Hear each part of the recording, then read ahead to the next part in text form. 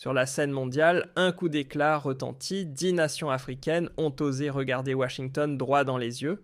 Face à elle, non pas une... Sur la scène mondiale, un coup d'éclat retentit, 10 nations africaines ont osé regarder Washington droit dans les yeux. Face à elle, non pas une simple proposition, mais une offre colossale, estampillée du sceau personnel de Donald Trump. Des milliards, à la clé, des traités exclusifs, des alliances militaires de haut vol, tout cela rejeté sans trembler. Une provocation calculée? Pas vraiment. Derrière les sourires diplomatiques se cachait une tentative de mise sous tutelle, couper les ponts avec la Chine, renoncer à ses ports, à ses richesses et s'agenouiller dans les guerres d'autrui. Cette fois, l'Afrique a dit non. Ce que Trump présentait fièrement comme une alliance équitable, beaucoup y ont reconnu un nouvel habillage du vieux colonialisme économique. Au tout début de 2025, il lança un vaste plan censé replacer l'Amérique au centre du jeu africain. Mais au lieu d'obéir, le continent répondit d'une seule voix puissante et fière « Nous ne sommes pas à vendre ». Du Ghana à l'Égypte, les gouvernements n'ont pas seulement tourné le dos à Washington. Ils ont posé les fondations d'une bataille bien plus essentielle, celle de la souveraineté, de la dignité et du droit de choisir leur propre destinée. Depuis ce jour, la partie ne se joue plus avec les mêmes règles. Au tout début de 2025, un geste inattendu du Ghana fit trembler les couloirs de la diplomatie mondiale. Accra déclina sèchement une aide américaine de 500 millions de dollars, pourtant présentée comme un partenariat de confiance. Derrière les chiffres séduisants, se dissimulait un marché impossible, couper les ponts avec Pékin et livrer ses côtes à des bases militaires américaines. Pour un pays qui a bâti son identité sur la liberté de choix, céder à de telles exigences revenait à trahir son histoire. L'accord aurait même saboté des projets d'infrastructures chinois dépassant 2 milliards, incluant des routes, des ponts et le développement stratégique du secteur de la bauxite. Le Ghana lui a préféré la dignité à la dépendance. Le fameux contrat ne se limitait pas à l'économie, il offrait à Washington un accès direct aux renseignements ghanéens et un droit de regard sur tout projet financé par Pékin. En clair, c'était vendre l'avenir du pays à rabais.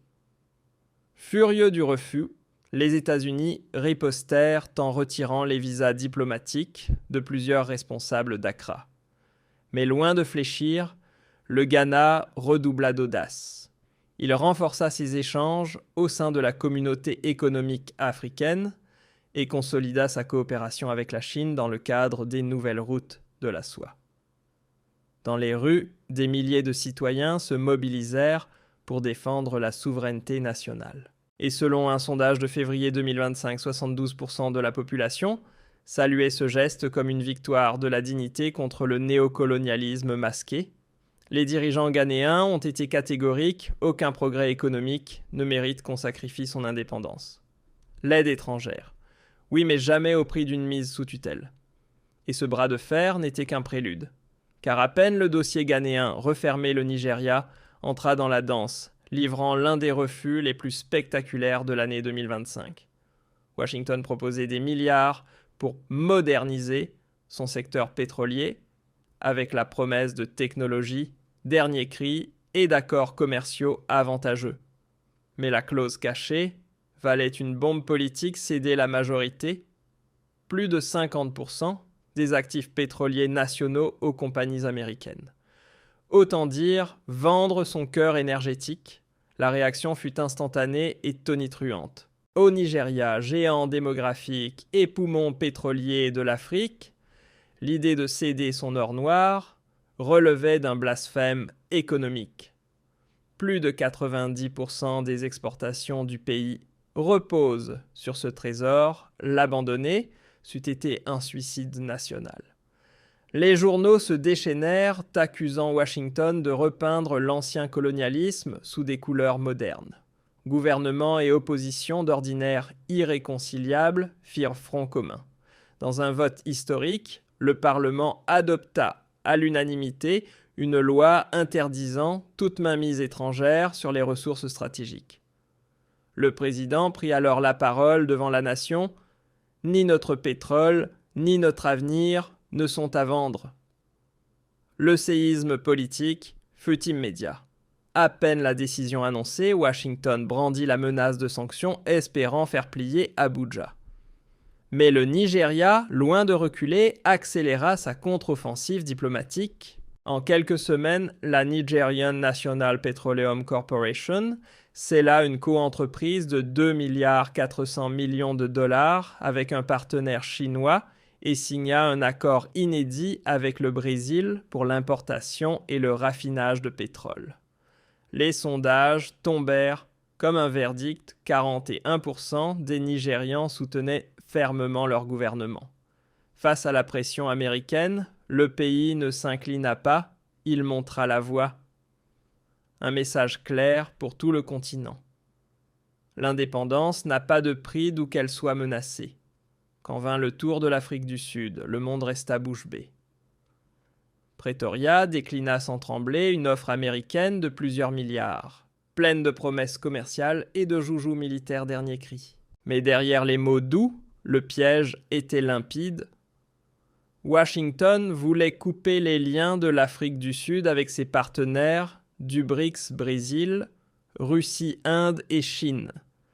L'alliance même qui a façonné sa diplomatie depuis plus de 10 ans. La réponse du président Cyril Ramaphosa fut aussi nette qu'un coup de marteau. L'Afrique du Sud n'est le pion de personne. Et cette phrase résonna comme un coup de tonnerre dans toutes les chancelleries du monde. Derrière cette offre soi-disant généreuse, beaucoup virent un plan à peine voilé, affaiblir la coopération sud-sud et couper les ponts entre Pretoria, Pékin et Moscou. En échange d'un tel reniement, Washington promettait monts et merveilles, accès privilégiés à ses systèmes militaires, avantages commerciaux pour les produits manufacturés et 3 milliards de dollars destinés aux exportations agricoles. Mais le coût politique lui dépassait toute mesure.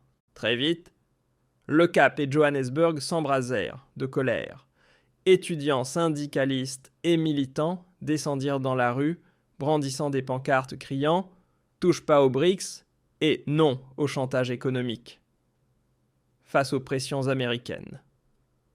Pretoria ne recula pas d'un pas, au contraire, le Parlement accéléra la cadence.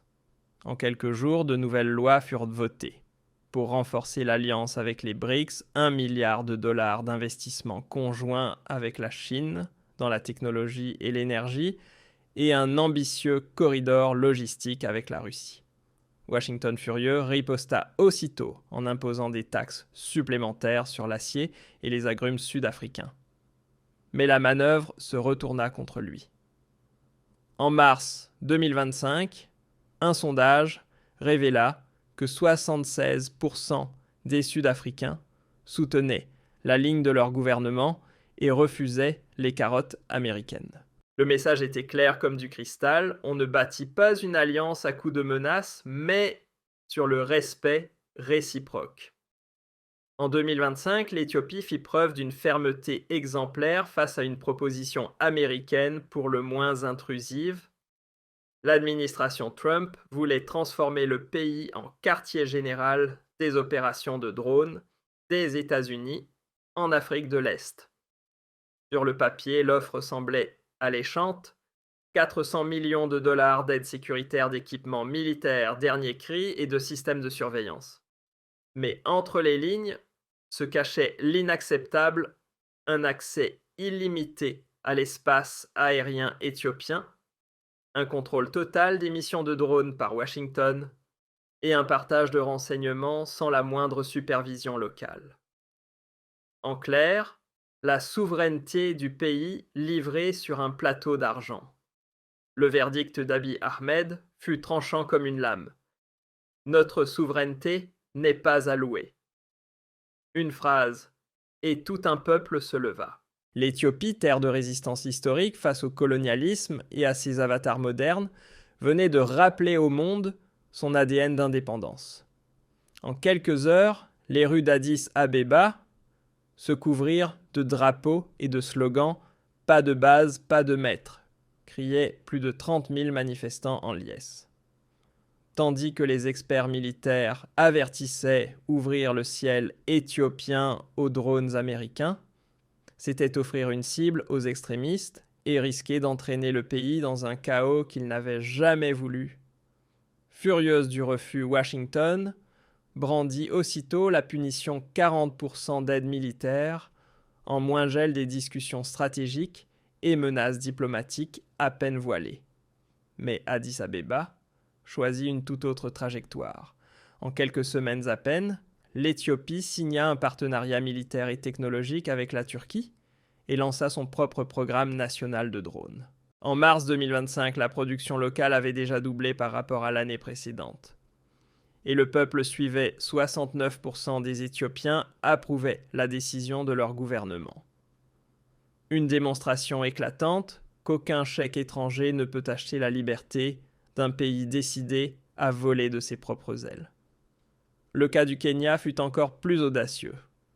Non seulement Nairobi dit non, mais elle exposa publiquement le dessous des cartes. En 2025, Washington croyait pouvoir séduire avec un plan de 3 milliards de dollars, habillé du joli nom de programme de développement, et promettant des infrastructures flambant neuves. Mais derrière les chiffres mirobolants, une bombe à retardement, l'administration Trump réclamait la mainmise sur les ports, les autoroutes et même les chemins de fer du pays confiés à des sociétés américaines privées sous prétexte d'efficacité. Une modernisation non, une mise sous tutelle déguisée. Le plus choquant restait à venir. L'accord allait jusqu'à placer les différents économiques du Kenya sous la juridiction des tribunaux américains. Autrement dit, même la justice nationale serait reléguée au second plan. La réponse ne se fit pas attendre. Raila Odinga, chef de l'opposition, fustigea ce qu'il appela une occupation économique sous uniforme juridique. Rapidement, la société civile se leva à son tour, une campagne nationale fut lancée sous le mot d'ordre percutant « Notre pays n'est pas à vendre ». En moins de 48 heures, plus de 200 000 signatures furent recueillies pour exiger la transparence totale sur tous les accords étrangers. Une claque monumentale pour Washington. Le président William Ruto ne perdit pas une seconde. D'un ton calme mais tranchant, il convoqua la presse pour mettre un terme définitif à l'accord controversé. Nos institutions ne sont pas à vendre et nos lois ne se marchandent pas, lança-t-il regard droit vers les caméras. Tandis que Washington ruminait sa déception, Nairobi traçait déjà une nouvelle route. En l'espace de 2 semaines, le Kenya décrocha un prêt de 2 milliards de dollars auprès de la Banque africaine de développement, signa un partenariat numérique stratégique avec l'Inde et lança un vaste plan de modernisation routière en coopération avec la Corée du Sud. Cette fois, aucun renoncement, aucune perte de souveraineté. Seulement des alliances choisies librement. Un sondage Ipsos, publié en mars 2025, a confirmé ce que tout le monde pressentait, 82% des Kenyans ont applaudi la décision de leur gouvernement de rejeter l'offre américaine. Ce chiffre n'était pas qu'une statistique, c'était un message clair, un cri de souveraineté envoyé au reste du monde. Le Kenya ne se vend pas, il se tient debout. Le progrès n'a de sens que s'il respecte la liberté et l'équité. En 2025, la Tanzanie fit la une mondiale en claquant la porte à un programme d'aide sanitaire américaine de plus de 600 millions de dollars. Sur le papier, l'offre paraissait vertueuse, équipements médicaux ultramodernes, vaccins, financement pour la santé publique. Mais derrière la façade humanitaire, des clauses dérangeantes se cachaient. Le pays aurait été transformé en terrain d'expérimentation pour des tests pharmaceutiques à peine encadrés, avec une supervision minimale, une législation floue et une transparence quasi inexistante. Bref, la science au service de la dépendance, pas du soin. La réponse de la présidente Samia Suluhu Hassan fut sans appel. Devant la nation en direct à la télévision, elle lança d'une voix ferme: La Tanzanie n'est pas un laboratoire à ciel ouvert pour les firmes étrangères. Ces mots simples mais puissants déclenchèrent une vague de soutien à travers tout le continent. Associations citoyennes, médecins et défenseurs des droits humains saluèrent ce courage politique. Derrière cette décision se cachait une mémoire douloureuse entre les années 1990 et 2010. Plusieurs pays africains, dont le Nigeria et l'Ouganda, avaient été les cobayes involontaires d'expérimentations pharmaceutiques menées par de grandes entreprises occidentales. La Tanzanie, elle refusa d'en subir une nouvelle fois les cicatrices. À Dar es Salaam, comme à Arusha, les rues se remplirent de blouses blanches et de pancartes. Les syndicats médicaux exigeaient des garanties éthiques solides et une place juste pour l'Afrique dans la recherche mondiale en santé. Face à cette mobilisation, le gouvernement trancha net, l'accord fut annulé. Mais la Tanzanie ne resta pas immobile, elle redirigea ses efforts. En quelques mois à peine, une coopération inédite avec Cuba vit le jour, accompagnée du projet d'un centre national dédié à la biotechnologie et à la production de vaccins. Financé grâce à l'Union africaine et à des investisseurs privés, le plan marqua un tournant. En avril 2025, un sondage révéla que 77% des Tanzaniens approuvaient ce choix. Pour eux, la dignité et le consentement comptent plus que n'importe quelle aide étrangère déguisée en générosité. Et le plus troublant, ce n'est que le début des vérités que certains préféreraient taire. En 2025, l'Algérie fit un geste qui fit grincer des dents à Washington, un non catégorique à un accord antiterroriste américain de plus de 700 millions de dollars. Derrière cette somme astronomique se cachaient des conditions, pour le moins intrusives, livraison d'outils de surveillance high-tech, accès aux données satellitaires et systèmes d'espionnage dopés à l'intelligence artificielle. Mais le véritable prix à payer était ailleurs. Alger devait transmettre en temps réel des informations sensibles sur ses voisins, la Libye, le Mali et le Niger, transformant ainsi ses propres services de sécurité en bras armés des intérêts américains dans la région. Un marché que l'Algérie a balayé sans hésiter. Le président Abdelmadjid Tebboune ne tourna pas autour du pot. Face aux caméras, il lança calmement mais fermement: l'Algérie n'est pas votre agence d'espionnage. Le ton était donné. L'accord jugé contraire à la doctrine historique de non-ingérence et de neutralité militaire du pays fut purement et simplement annulé. En l'espace de quelques heures, les services de renseignement détruisirent le projet et 2 conseillers sécuritaires américains furent priés de plier bagages. Une réaction à l'image de l'Algérie indépendante, souveraine et intransigeante. Avec un budget de défense dépassant les 10 milliards de dollars en 2024 et des partenariats militaires tournés vers la Russie et la Chine, Alger rappela au monde qu'elle n'a jamais eu besoin de permission pour défendre ses intérêts. Devenir l'instrument d'une puissance étrangère, très peu pour Alger. Dans la rue comme dans les universités, la population fit bloc derrière son gouvernement. Syndicats, étudiants anciens militaires et juristes dénoncèrent d'une seule voix la tentative de Washington de mettre la main sur la souveraineté algérienne. La réaction américaine ne se fit pas attendre: suspension de la coopération en matière de surveillance et annulation d'une visite diplomatique de haut niveau prévue pour mars. Mais loin de plier, l'Algérie contre-attaqua.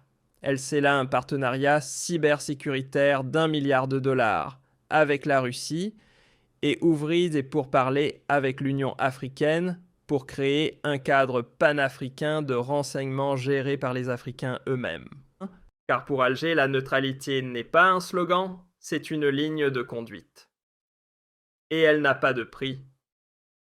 L'un des scandales politiques les plus retentissants de 2025 éclata à Dakar. Le Sénégal refusa net un soi-disant programme d'aide à la démocratie de 200 millions de dollars, présenté comme un appui aux élections, aux ONG et à la réforme judiciaire. Mais tout s'effondra lorsque des documents internes, fuités dans la presse nationale, mirent à nu le véritable objectif, utiliser ces fonds pour soutenir discrètement un candidat pro-occidental à la prochaine présidentielle. Ce qui devait être une initiative démocratique s'avéra n'être qu'une tentative déguisée d'ingérence électorale. La riposte du président Macky Sall fut aussi rapide que tranchante. Il fit convoquer l'ambassadeur des États-Unis et exigea devant les caméras des explications claires. Quelques jours plus tard, 2 diplomates américains furent expulsés et 3 ONG financées par Washington se virent suspendues le temps d'une enquête pour ingérence étrangère. Pour un pays salué depuis des années comme l'une des démocraties les plus solides d'Afrique de l'Ouest, avec plus de 65% de participation aux élections de 2019, l'idée même qu'une main étrangère puisse manipuler sa souveraineté fut vécue comme une insulte nationale. L'indignation gagna la rue et Dakar fit savoir au monde qu'on ne joue pas avec la dignité du Sénégal. À Dakar, la rue parla d'une seule voix. Étudiants, militants et citoyens brandirent des pancartes où l'on pouvait lire « Notre démocratie, nos règles ».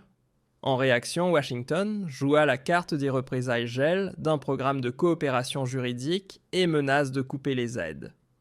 Mais le Sénégal lui resta droit dans ses bottes. Le gouvernement mit en place une commission électorale indépendante financée exclusivement par des fonds nationaux tout en resserrant ses liens avec l'Union européenne et la CEDEAO pour garantir des élections transparentes. Un sondage réalisé en mars 2025 révéla que 64% des Sénégalais soutenaient l'expulsion des diplomates américains, y voyant une défense légitime de leur intégrité démocratique. Le message limpide résonna bien au-delà du continent, une aide assortie de conditions politiques n'est plus une aide, c'est une laisse. En 2025, l'Angola fit trembler les couloirs de Washington en claquant la porte d'un gigantesque projet d'investissement américain de 5 milliards de dollars, censé moderniser ses infrastructures. Sur le papier, l'affaire semblait prometteuse, de nouvelles routes, des lignes électriques étendues et un hub technologique flambant neuf à Luanda. Mais en lisant entre les lignes, le rêve prenait des allures de piège doré. Le financement déguisé en aide n'était qu'un prêt à taux étouffant assorti d'une exigence inacceptable, rompre tout partenariat commercial avec la Chine et livrer des droits d'exploration aux géants pétroliers américains. Une offre que Luanda rejeta avec un calme glacial et un message brûlant. Lors d'une conférence de presse devenue virale dans toute l'Afrique, le président João Lourenço trancha sans détour. Avec un sourire mi-ironique, il lança « Vous parlez d'exclusivité. Alors commencez par sortir le portefeuille. » Une phrase qui fit l'effet d'un uppercut diplomatique. Derrière cette pique se cachait une vérité embarrassante, le fameux projet américain n'avait même pas encore obtenu l'aval du Congrès ni le moindre financement concret. En clair, c'était une promesse vide. Rappelons que l'Angola n'est pas un petit joueur, deuxième producteur de pétrole d'Afrique subsaharienne. Le pays détient plus de 2 milliards de barils de réserves confirmés. Et pendant que Washington tergiverse Pékin, lui agit depuis 2005, la Chine a injecté plus de 20 milliards de dollars dans l'économie angolaise, raflant près de 60% des exportations de brut du pays. Lourenço, d'un trait d'humour bien senti, venait simplement de remettre les pendules à l'heure. Aux yeux de Luanda, l'offre américaine n'avait rien d'un plan de développement, c'était une manœuvre politique destinée à freiner la montée de l'influence chinoise en Afrique. L'Angola ne perdit pas de temps à répondre. À peine une semaine après avoir rejeté la proposition de Washington, le pays scella un accord de 7 milliards de dollars avec Pékin, couvrant les secteurs des infrastructures et des mines, un projet financé, validé et lancé sans attendre. Les chiffres parlent d'eux-mêmes selon un sondage Afrobaromètre 2025, 69% des Angolais soutiennent cette orientation. Le message de Luanda était limpide, ses richesses naturelles ne sont pas des jetons à troquer, mais le cœur même de sa souveraineté économique. L'année 2025 toucha à son paroxysme diplomatique quand l'Égypte fit vaciller Washington. Considéré depuis des décennies comme un pilier militaire des États-Unis au Moyen-Orient, le Caire provoqua la stupeur en balayant d'un revers de main le dernier pacte de sécurité présenté par l'administration Trump. Ce plan prévoyait 1,3 milliard de dollars d'aide militaire et des contrats d'armement exclusifs, un marché en apparence alléchant. Mais derrière cette générosité se cachait une clause explosive. Le Caire devait soutenir publiquement l'annexion par Israël d'une partie de la Jordanie. Autrement dit, on demandait à l'Égypte de troquer son honneur diplomatique contre des dollars et des fusils. Pour Abdel Fattah al-Sisi, la réponse ne souffrait d'aucune hésitation. Le prix exigé par Washington dépassait l'entendement. Donner son feu vert à une telle manœuvre aurait enflammé la rue égyptienne. 110 millions d'habitants, dont plus de 70%, rejettent fermement l'annexion israélienne et surtout, cela aurait sapé la position du Caire en tant que pilier du monde arabe et musulman. Face aux émissaires américains, le président coupa court sa voix ferme comme l'acier. L'Égypte n'est pas à vendre. Ce refus, plus qu'un geste politique, marqua une rupture. Le Caire ne se contenta pas de fermer la porte à l'Occident. Il l'ouvrit largement vers l'Est. Quelques semaines à peine après son refus, le Caire passa de la parole aux actes. Le gouvernement lança des négociations stratégiques en matière de défense avec la Chine et signa un contrat d'armement colossal de 16 milliards de dollars avec la Russie, incluant des systèmes antimissiles de dernière génération et des équipements navals sophistiqués. Les menaces de Washington de suspendre l'aide militaire n'y changèrent rien, l'Égypte resta droite et inébranlable. Dans les rues, la population exulta. Selon un sondage YouGov d'avril 2025, 83% des Égyptiens saluèrent la décision de leur président, y voyant un acte de fierté nationale et un rappel brutal que la dignité ne se négocie pas. Même les partenaires les plus proches des États-Unis en prirent note. Des décennies d'aide ne valent rien face à un peuple décidé à défendre sa souveraineté. Le choix de ces nations résonna comme un coup de tonnerre planétaire. La coopération ne peut exister sans respect mutuel, et encore moins sous la menace politique.